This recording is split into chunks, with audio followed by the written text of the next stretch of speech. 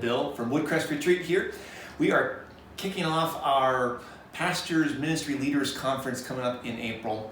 We're excited for this event. It's a highlight for many of us at Woodcrest because it gives us an opportunity to show our partnership with the ministries that we love to support as we work together for kingdom advancement here in Lancaster County and beyond.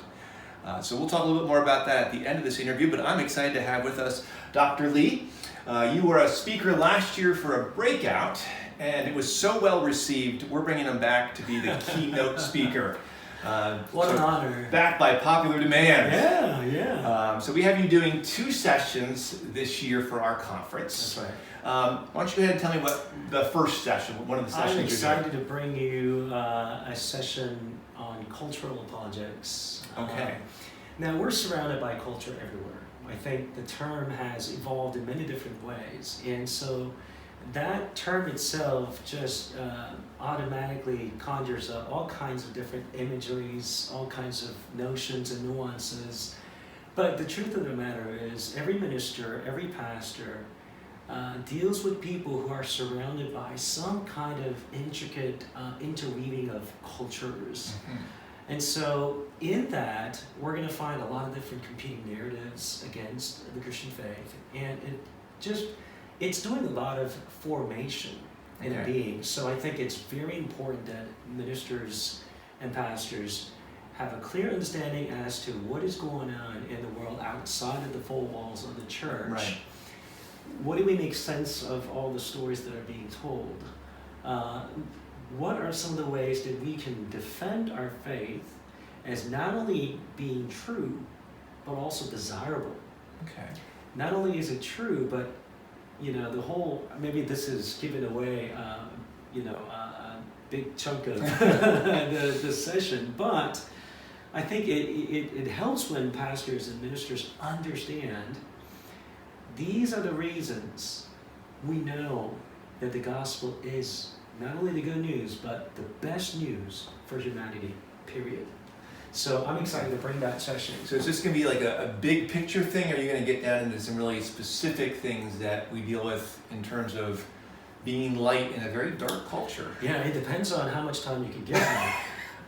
If I had 3 hours for a session, I would do all of that. Okay. But I think at this point, what we'll do is start with those big picture ideas, start with some theoretical concepts behind what's in operation at culture at large, and then deal with some specifics like human sexuality issue, maybe some politics issue, maybe some issues that make us question where faith, fact, science, and our beliefs all intersect. And so I think we'll have some chance to kind of dialogue about some of the specific issues that pastors or ministry leaders deal with in their trenches. But at the same time, I'm hoping and praying that I'll give some big picture framework of mine so they're ready and prepared, no matter what context or what challenges they may surface. Well, I'm excited because I know at Woodcrest, we're dealing with a population that's not connected to a church. Right. And so I often say it's the intersection where the messiness of sin and the amazingness of grace collide together. That's a good way. And how do we do that well, not being afraid, but engaging the culture with love and grace. That's right. So that's your first session. That's my first Love session. it. What's the second one you're going to do? Well, back by popular demand, last week I gave a talk on apologetics for the youth. Yeah. And in that, I discussed some of the factors that go into the idea formation in youth. Okay. What gives them credibility? What allows them to really capture as the truth? And so we would benefit so much by understanding what kind of formational processes are involved in those who are in adolescent years. And also, being ready for some of the real challenges. And I think that's where issue of different gender dysphoria, gender ideology, and all those questions come in.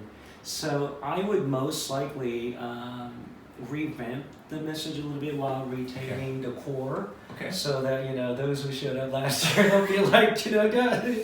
Well, I know from apologetics, it's one of those things I need to hear it multiple times before it really sinks in and That's I can true. use it Yeah. effectively. Yeah. And that's good It'd be too. super helpful if they've forgotten everything I said last year. So.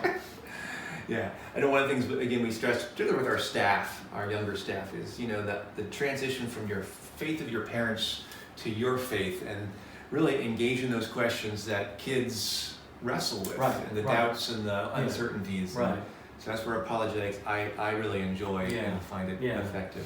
It's really